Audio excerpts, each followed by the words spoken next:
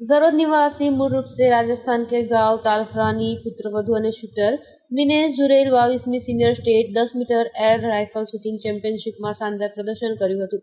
મિનેશે state ચેમ્પિયનશિપમાં 388.2 point મેળવીને શાનદાર પ્રદર્શન કર્યું હતું।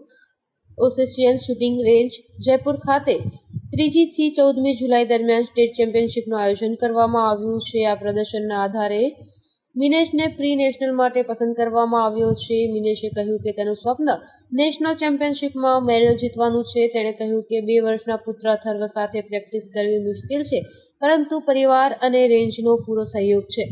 મિનેશે માસ્ટર ઓફ આર્ટ્સનો વિદ્યાર્થી છે। યુનિવર્સિટી તે જાણતું છે કે મિનેશ ભરતપુર સ્થિત યોદ્ધા શૂટિંગ રેન્જમાં પ્રેક્ટિસ કરે છે। મિનેશે પોતાની સફળતાનો શ્રેય તેની સાસુમાં કૃષ્માદેવી, સસરા ઓમકારસિંહ, ભાઈ Ravikant, world champion Govindsingh, coach Dharasingh અને તેના તમામ સાથી ખેલાડીઓને આપ્યો હતો।